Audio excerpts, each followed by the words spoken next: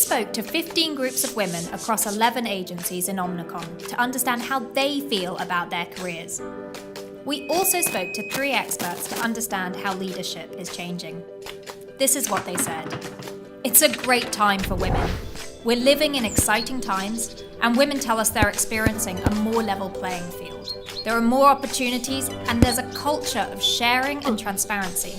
Feminine traits such as empathy, collaboration, flexibility, and kindness are highly valued. In fact, these are the very skills that lead to growth. Across all sectors, companies who have women on their board of directors significantly and consistently outperform those with no female representation. These skills have even been identified as crucial in a future workplace where many jobs will be automated. According to Tom Chatfield, this automation, along with forms of artificial intelligence and machine learning, are going to have a really big disruptive effect. What this means is that the skills that are becoming really valuable, and will continue to be valuable, are to do with working together better and communicating more richly. These skills of empathy, of articulacy, and understanding what other people are really meaning and implying, these are all traditionally female traits. Yet despite the positive feminine zeitgeist, women still often feel insecure and over-index on the imposter syndrome, with many women telling us that they are experiencing vertigo as they climb the career ladder. So what's going on? First off, there's a lack of role models. Women are a diverse bunch, but the image of female leadership is often one-dimensional. They come across as dogmatic, rigid, and just not that much fun.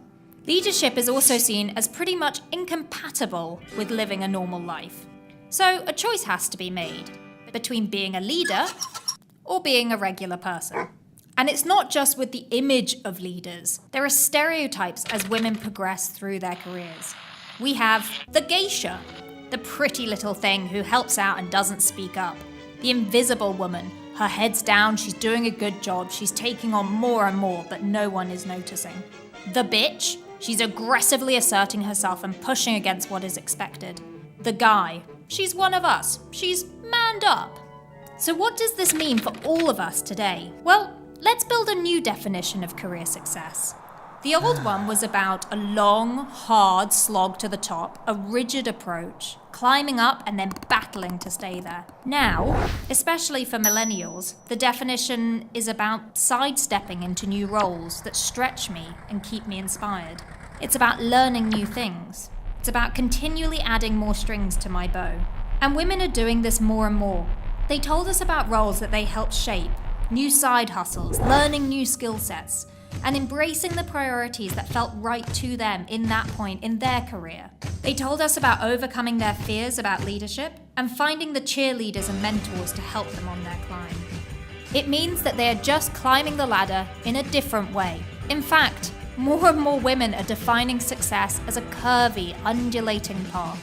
They're breaking out of stereotypes and seeking authenticity.